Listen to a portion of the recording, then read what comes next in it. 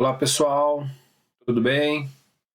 Espero que vocês estejam bem. Aqui é o professor Alexandre novamente aqui com vocês.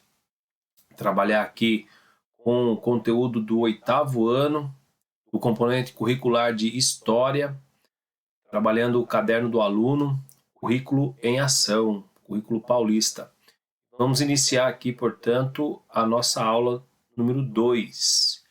E nesta aula seguiremos aqui estudando a unidade temática que é o mundo contemporâneo, o antigo regime em crise, e com o objetivo de desenvolver a seguinte habilidade: identificar os principais aspectos conceituais do iluminismo e do liberalismo e discutir a relação entre eles e a organização do mundo contemporâneo. Com isso, desenvolveremos aqui o objeto de conhecimento, ou seja, o conteúdo, que vai ser a questão do iluminismo e da ilustração. Portanto, essa aula 2, seguiremos aqui nessa unidade temática da aula 1 ainda, ok? E buscando desenvolver esse mesmo objeto de conhecimento, assim como essa habilidade, portanto, ampliando um pouquinho mais sobre o conceito desse movimento denominado iluminismo, que a gente começou a estudar na aula passada. Bom, para isso, nós vamos realizar algumas atividades. Essa primeira atividade aqui é sobre a análise de fontes. Então, a gente vai estudar algumas fontes aí, vamos discutir essas fontes, e buscando entender, portanto, a partir dessa discussão, o iluminismo. Agora, antes de iniciarmos a analisar essas fontes, eu trouxe essa imagem para vocês aqui. E essa imagem, ela representa a primeira página da enciclopédia. A enciclopédia, vocês podem observar, que a palavra aqui ela está não está em português, está em francês, e portanto que caracteriza o que nós conhecemos por enciclopédia. Então, o que é uma enciclopédia? A enciclopédia ela é um livro que reúne quase, ou praticamente todos os conhecimentos humanos que foram produzidos pelos seres humanos aí e foram reunidos num só local em um livro. Tá?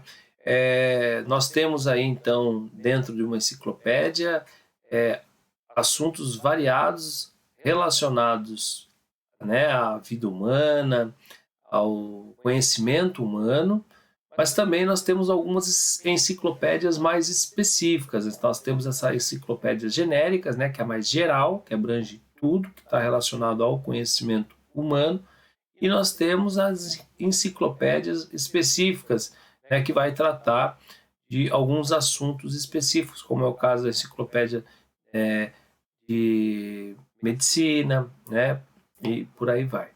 Ok? Então, é um livro extremamente importante, muito utilizado. Hoje em dia, nós temos aí, por meios virtuais, algumas enciclopédias virtuais, certo? E que é muito comum hoje a gente fazer a pesquisa de forma virtual, Mas esse livro, ele foi muito útil num determinado momento, ainda é, não deixou de ser usado, mas ele representou um avanço significativo, a invenção desse livro que reúne todos esses conhecimentos humanos produzidos aí pelos seres humanos. Então, para entender um pouco melhor o contexto de criação desse livro e a sua relação principalmente com o movimento iluminista, tá? É que nós vamos fazer a leitura desse texto abaixo e responder ao que se pede no caderno. Então, o texto ele tem o seguinte título: O pensamento iluminista e a enciclopédia.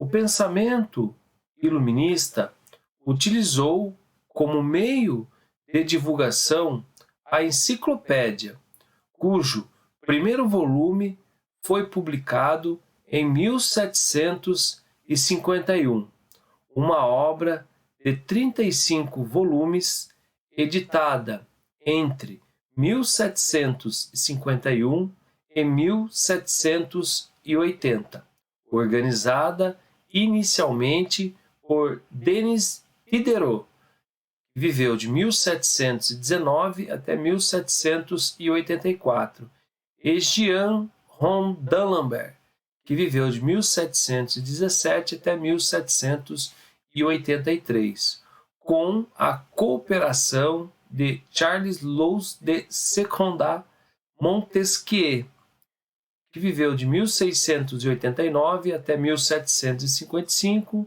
e Jean-Jacques Rousseau, que viveu de 1712 até 1778, e François-Marie Arouet, conhecido como Voltaire, que viveu de 1694 até 1778. Então, essa obra influenciou o pensamento ocidental. Que obra? Enciclopédia, tá? Esse livro. Segundo suas ideias, os homens nascem e são naturalmente iguais e livres. A vida em sociedade deve ser regida por leis reguladoras da vida social e definidoras dos limites do indivíduo. E, assim, deve haver na sociedade igualdade de direitos e oportunidades, com o objetivo de contestar os costumes da sociedade europeia no antigo regime. As ideias desses filósofos desencadearam uma série de mudanças que impactaram o seu mundo e o nosso cotidiano. Então é importante aqui a gente resgatar, né, que o cerne, né, o centro, tá, portanto, do movimento iluminista são ideias que buscam colocar homens no mesmo patamar, né, de direitos, portanto, homens naturalmente iguais e livres, tá?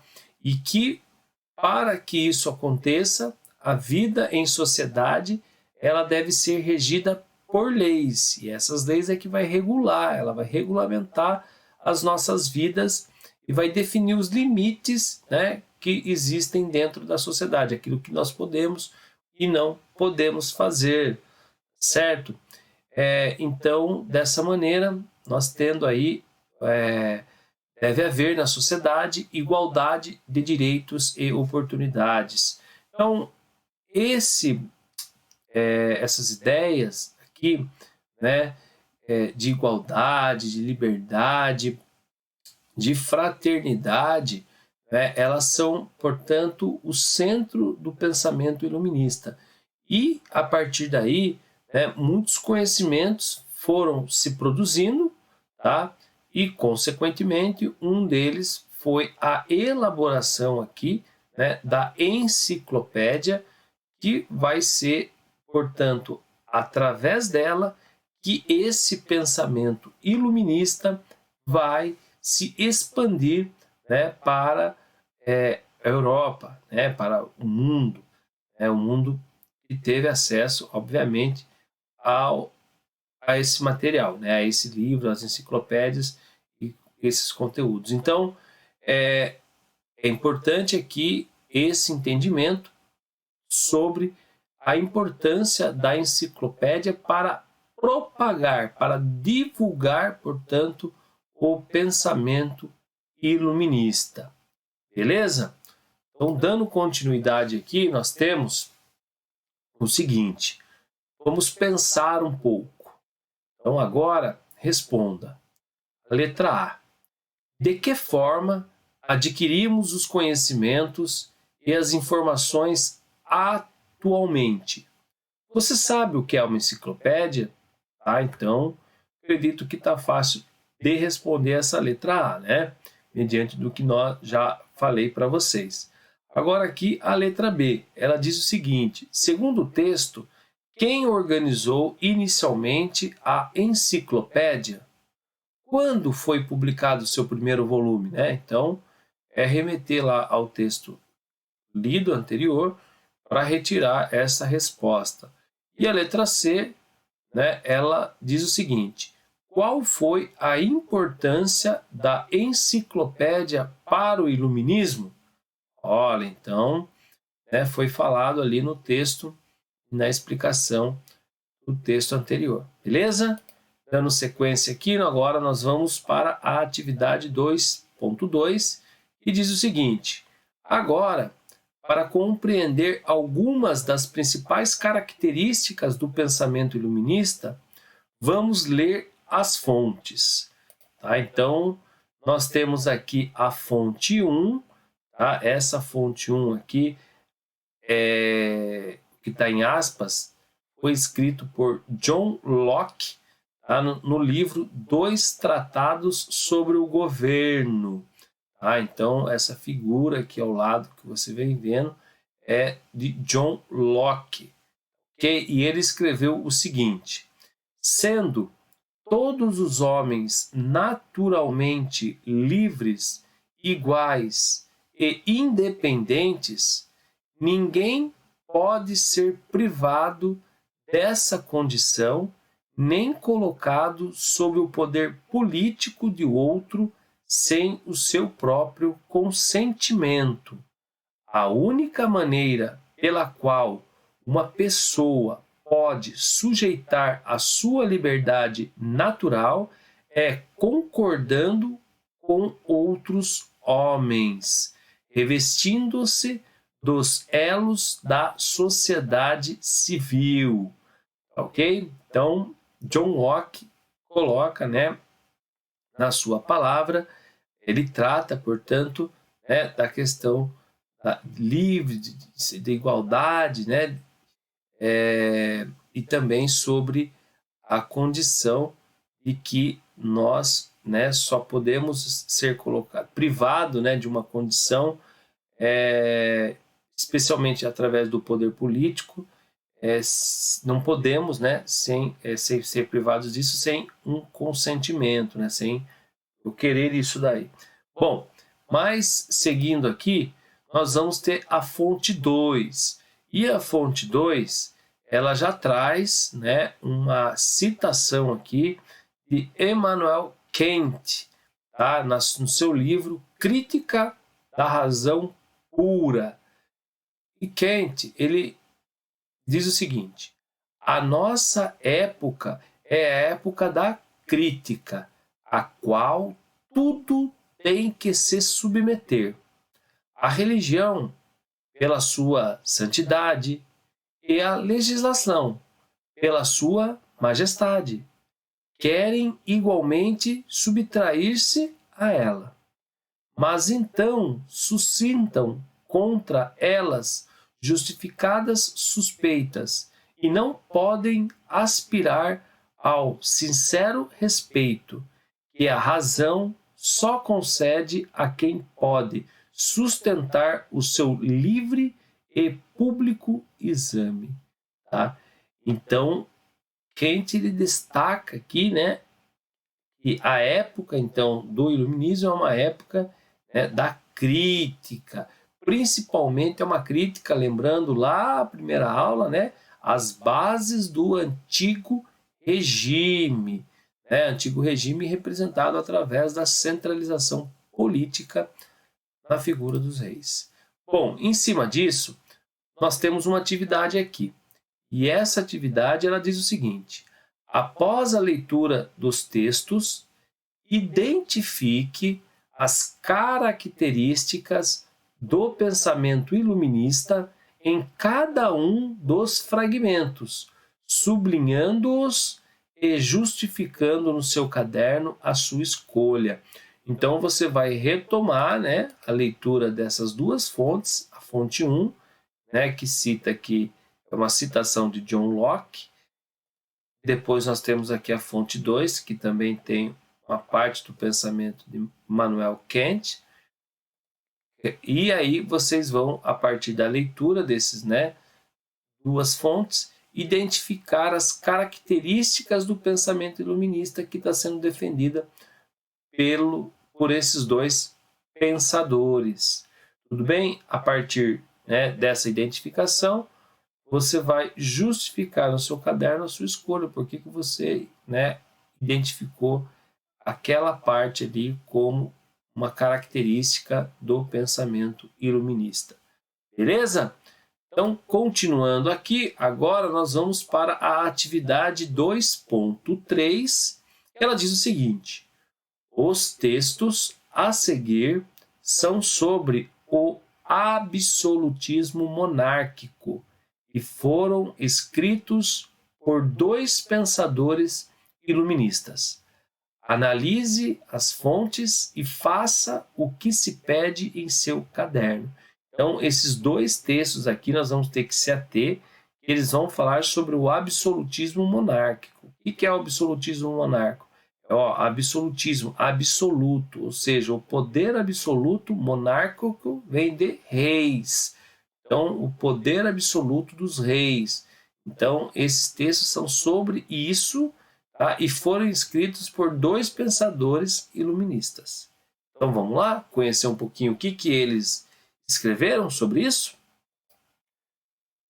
Aqui na fonte 3, nós temos, portanto, uma citação aqui de Rousseau, tá? De Jean-Jacques Rousseau, do livro Do Contrato Social. E ele diz o seguinte: os reis desejam ser absolutos, e de longe lhes bradamos que a melhor maneira de o serem consiste em se fazerem amar por seus povos. Os melhores reis desejam ser malvados quando lhes apetece, sem cessarem de ser os senhores. Por mais que se esforce um orador político em adverti-los de que a força do povo é a sua própria e de que seu maior interesse deve consistir em que o povo seja florescente, numeroso, temível, eles sabem perfeitamente que tal coisa não é verdade. Seu interesse pessoal está, antes de mais nada, em que o povo seja débil, miserável e jamais lhes possa resistir.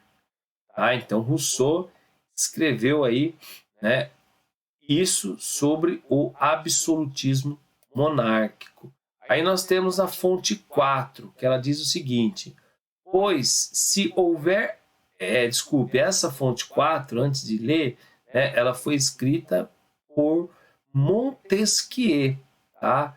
Na obra aqui, O Espírito das Leis. Tá? Então, essa fonte 4 traz a seguinte citação de Montesquieu: pois se houver... me desculpe, gente, aqui vou voltar. Vamos lá agora. Agora sim. Pois se houver apenas o momentâneo e a vontade caprichosa de uma única pessoa de governar, o Estado nada pode ser consertado. Tá? Então, esse trecho aqui traz uma importante parte, né, do pensamento aí de Montesquieu sobre o absolutismo monárquico. E, para a gente encerrar a nossa aula de hoje, em cima dessas duas fontes que nós acabamos, né, de ler aqui, a fonte 3 e a fonte 4, você vai fazer essa seguinte atividade. Após a leitura das fontes, pode-se dizer que Rousseau e Montesquieu eram favoráveis ou contrários ao absolutismo monárquico. Cite as frases dos autores que fundamentam a sua resposta. Tá legal? Então, você vai dizer que as fontes, né, colocadas aí, elas podemos afirmar que Rousseau e Montesquieu eram favoráveis ou contrário ao absolutismo monárquico. E aí você vai retirar, né, da frase dos próprios autores aquilo que fundamentou a sua decisão. Tá legal, gente? Então é isso, a nossa aula vai terminando por aqui. Espero que vocês tenham gostado, fiquem bem e até a nossa próxima aula. Um forte abraço para vocês aí.